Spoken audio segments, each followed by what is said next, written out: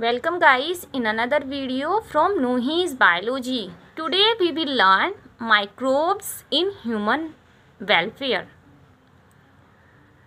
Microbes क्या होते हैं बच्चों? माइक्रोब्स का मतलब होता है सूक्ष्म जीव और ह्यूमन वेलफेयर का मतलब होता है मानव कल्याण। यानी मानव कल्याण में कैसे लिखेंगे? मानव कल्याण में सूक्ष्म जीव। चैप्टर का मतलब क्या हुआ? मानव कल्याण में सूक्ष्म जीव। जब हम ये वाला चैप्टर पढ़ रहे हैं माइक्रोब्स इन ह्यूमन वेलफेयर, तो सबसे पहले हमें पढ़ना होगा बच्चों माइक्रोब्स, क्योंकि अगर हमें माइक्रोब्स ही नहीं पता, मानव कल्याण तो सभी को पता है कि मानव कल्याण क्या होता है, यानी मनुष्य के फायदे, यानी जिससे हमें फ़ायदा हो और कहीं ना कहीं नुकसान भी हो ही जाते हैं फ़ायदे के चक्कर में। तो सबसे पहले हमें क्या पढ़ना होगा? माइक्रोब। तो माइक्रोब को हम कैसे पढ़ेंगे बच्चों? माइक्रोब को पढ़ने के लिए हमें सबसे पहले उसकी डेफिनेशन को समझना होगा कि जो माइक्रोब की डेफिनेशन होगी वो कैसे होगी। देखिएगा, microbes are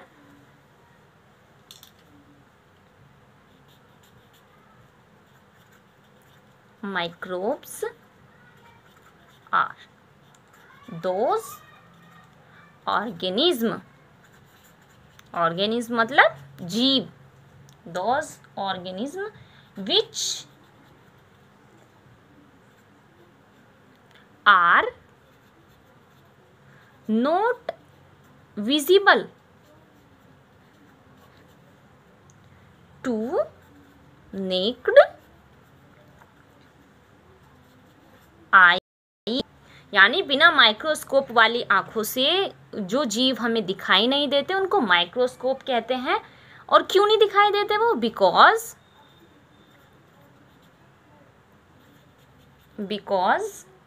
they have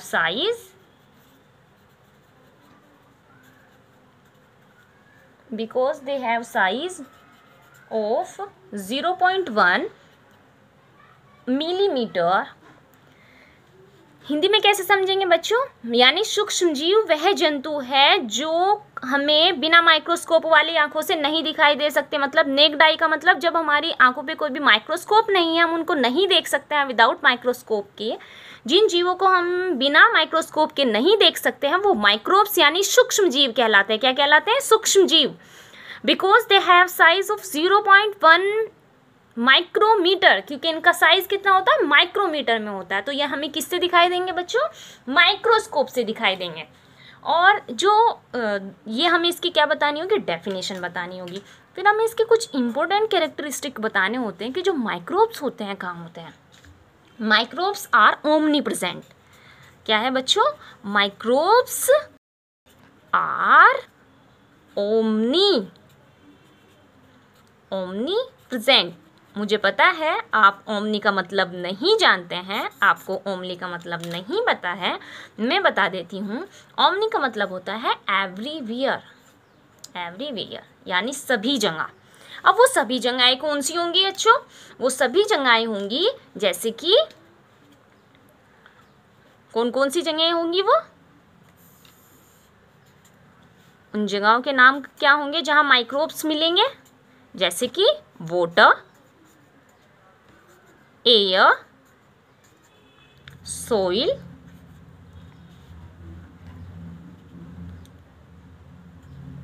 surroundings, यानी चारों ओर। वाटर, एयर, सोइल, मॉइस्चर, यानी सभी जगह प्लांट्स, एनिमल्स, सभी में क्या होते हैं बच्चों? माइक्रोब्स होते हैं। अब हमने माइक्रोब्स की डेफिनेशन पढ़ ली है। माइक्रोब्स ओमनी प्रेजेंट होते हैं, यानी एक क्वालिटी है माइक्रोब्स की, यानी वो सभी जगह मिलेंगे, पानी में भी, हवा में भी और मिट्टी में भी और सराउंडिंग में भी, जो भी हमारे चारों ओर घिरे हुए हैं। चारों ओर मैंने यहाँ पे क्यों लिखा है? सराउंडिंग मैंने यहाँ पे क्यों लिखा है? सराउंडिंग मैंने इसलिए लिखा है क्योंकि जितने भी एनिमल्स होते हैं कहीं ना कहीं वो माइक्रोब्स से घिरे होते हैं। जितने प्लांट्स होते हैं उनमें भी माइक्रोब्स फाउंड होते हैं। अब हमने कुछ एग्जाम्पल बताने हैं। क्या बताने हैं? एग्जाम्पल ऑफ माइक्रोब्स, यानी जो माइक्रोब्स होते हैं वो क्या क्या होते हैं। माइक्रोब्स कौन से माइक्रोब्स होते हैं? बैक्टीरिया खुद क्या है बच्चों? एक माइक्रोब है। क्या है? बैक्टीरिया। वायरस, वायरस आपने सुना होगा ना, बैक्टीरियोफेज, बैक्टीरिया, कौन सा बैक्टीरिया, लैक्टोबैसिलस। यहाँ पे मैं जो एग्जाम्पल दूंगी, कौन सा एग्जाम्पल दूंगी, लैक्टोबैसिलस में आगे पढ़ाऊंगी, अभी टेंशन वाली बात नहीं है। वायरस, वायरसेस लिख देते हैं, और वायरसेस के बाद होते हैं वायरोइड्स, प्रियोन्स,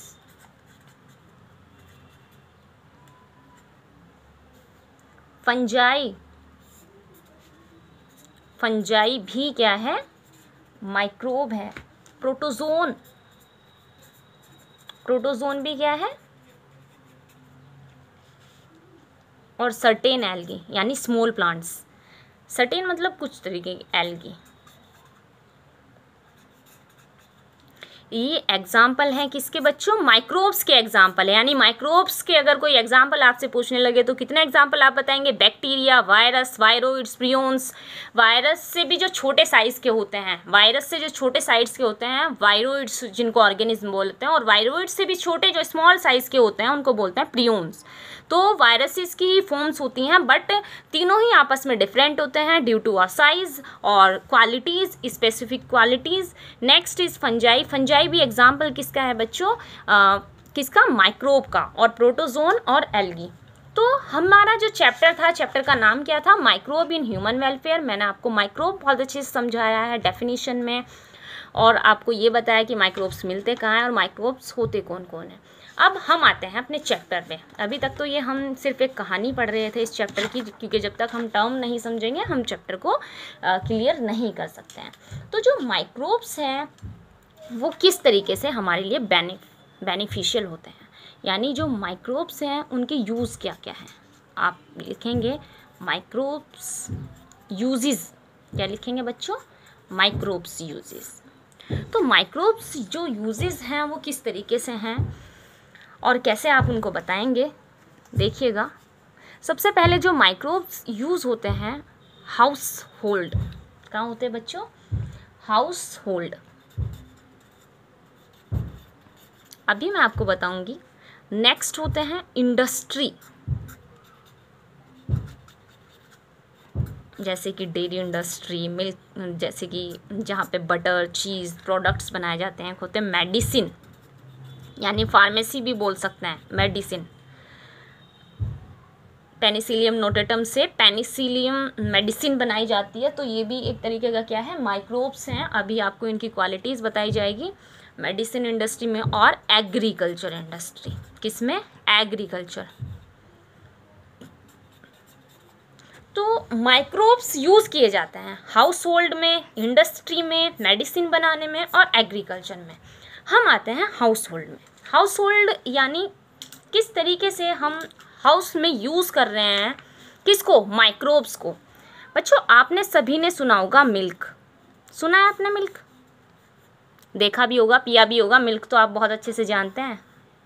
फिर आपने कर्ड यानी दही भी खाई होगी, यानी आपने दूध और दही, दूध से दही बनती है, सभी ने सुना है, सब जानते हैं, मैं भी जानती हूँ, आप भी जानते हैं। बट आप ये नहीं जानते कि उसका पूरा प्रोसीजर होता क्या है।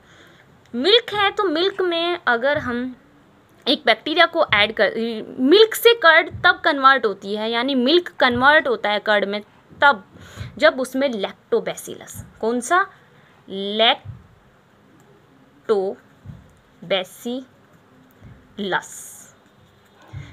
लैक्टोबैसिलस एक तरीका का क्या है बच्चों, बैक्टीरिया है। क्या है, बैक्टीरिया। तो लैक्टोबैसिलस मिल्क को कन्वर्ट कर देता है कर्ड में। अब कर्ड हमारे लिए खाना क्यों ज़रूरी है, मिल्क में आपने सबको पता होता है विटामिन्स क्या होता है, विटामिन सभी ने सुना है। आपने विटामिन बी का भी नाम सुना होगा। तो विटामिन बी 1 से लेके 12 तक होते हैं, कितने होते हैं, 1 से 12। तो विटामिन 1 to 12 फाउंड होते हैं मिल्क में भी, बट हाई क्वालिटी में कब होते हैं, कर्ड के अंदर होते हैं। हाई क्वालिटी में कहाँ होंगे, 1 to 12, यानी मैक्सिमम क्वांटिटी में कहाँ होंगे, कर्ड के अंदर। क्यों, क्योंकि लैक्टोबैसिलस बैक्टीरिया है उसके अंदर। लैक्टोबैसिलस बैक्टीरिया क्या करता है, हमारे स्टमक में जाकर और सारे माइक्रो ऑर्गेनिज्म से फाइट करता है और हमें डिजीज़ कॉजेज़ करने से, ताकि हमारी बॉडी में कोई डिजीज़ क्रिएट ना हो जाए, उससे बचाता है। तो तो कर्ड क्या है, एक इम्यूनिटी बूस्टर है। कर्ड क्या है बच्चों, ध्यान से समझिएगा, ऐसे आपको कहीं नहीं समझाया जाएगा। जो कर्ड है वो क्या है, इम्यूनिटी बूस्टर। इम्यूनिटी बूस्टर, क्यों इम्यूनिटी बूस्टर है, क्योंकि उसके अंदर लैक्टोबैसिलस बैक्टीरिया है। उसके अंदर क्या है बच्चों, लैक्टोबैसिलस बैक्टीरिया। लैक्टोबैसिलस बैक्टीरिया क्या करता है, हमारी इम्यूनिटी पावर को हाई करता है। क्या करता है, हाई करता है। क्यों हाई करता है, क्योंकि जैसे ही हमारी बॉडी के अंदर हमारे स्टमक में जाएगा, इंटेस्टाइन में जाएगा, तो वहाँ पे जितने भी माइक्रोब्स होंगे, माइक्रो ऑर्गेनिज्म होंगे, उनके साथ क्या करेगा, ये फाइट करेगा। और फाइट करते ही क्या होगा, वो डेड हो जाएंगे। और हमारी जब कोई भी माइक्रो ऑर्गेनिज्म हमारी बॉडी से डेड हो जाएगा तो हम ऑब्वियसली बीमार नहीं होंगे और हमारी इम्यूनिटी ऑब्वियसली स्ट्रॉन्ग हो जाएगी, क्योंकि हम बीमार नहीं हुए तो हमारी इम्यूनिटी स्ट्रॉन्गर है। तो आपको इसी तरीके से समझना है। इंडस्ट्री में भी, अब जैसे कि मिल्क इंडस्ट्री है, जैसे कि चीज़ इंडस्ट्री है, जब जहाँ पे चीज़ बनाया जाता है, चीज़ आपने सभी ने देखा है, तो वहाँ पे क्या होता है, प्रोपियोनी बैक्टीरियम। कौन सा बैक्टीरिया होता है, प्रोपियोनियम बैक्टीरिया। प्रोपियोनी बैक्टीरियम यहाँ पे क्या करता है, चीज़ को इम्प्रूव करता है। आपने देखे होंगे जितनी भी इडली बनती है, क्या बनती है, जो अभी मैं बताती हूँ, कर्ड, इडली, डोसा,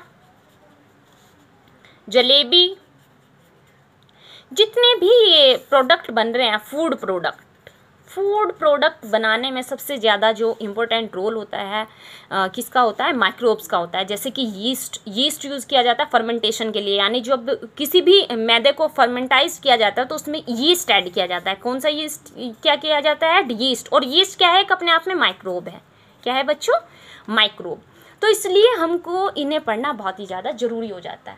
अब बात आती है कि इंडस्ट्री में कैसे यूज़ किया जाता है। जैसे कि इंडस्ट्री में यूज़ किए जाते हैं या मेडिसिन में यूज़ किए जाते हैं, तो आप एंटीबायोटिक्स पे आ जाइए। यानी जो ये मेडिसिन इंडस्ट्री और हाउस होल्ड में आपको बता चुकी हूँ। मेडिसिन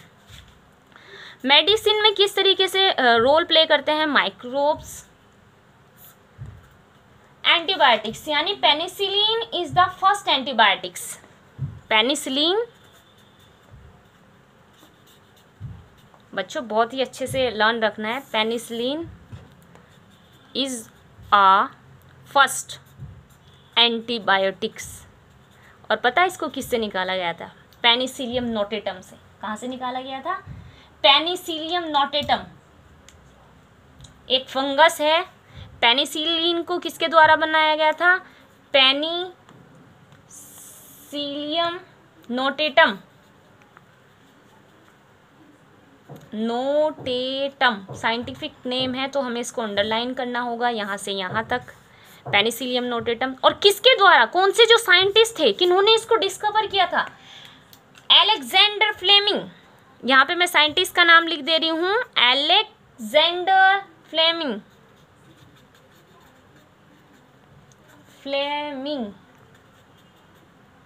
ये जो साइंटिस्ट थे, इन साइंटिस्ट ने पेनिसिलियम नोटेटम से कौन सी मेडिसिन बनाई थी, उसका नाम क्या था, पेनिसिलिन। पेनिसिलियम नोटेटम से बहुत सारे कॉम्पिटिटिव एग्जाम में भी पूछे जाते हैं क्वेश्चंस, तो आपको बहुत ही अच्छे से लर्न रखने हैं। ये अपने आप में एक माइक्रोब है, क्योंकि ये क्या है, फंगस है। और मैंने आपको क्या बताया एग्जाम्पल में भी, मैंने बताया ना कि जो फंजाई होते हैं वो माइक्रोब होते हैं, तो फंजाई से क्या बन गई, दवाई बन गई। अब हम आते हैं इंडस्ट्री में, जैसे कि फूड एग्रीकल्चर में किस तरीके से यूज़ किया जाता है। एग्रीकल्चर में बहुत ज़्यादा इम्प्रूवमेंट करने के लिए माइक्रोब्स को यूज़ किया जाता है। तो आपको इस चैप्टर को बहुत ही अच्छे से बेसिकली टर्म से समझना है और आपको इन सारी टर्म्स को क्लियर करके रखना है। एक एक चीज़ को आपको बहुत ही डेप्थ लेवल से पढ़ना है। So thank you guys.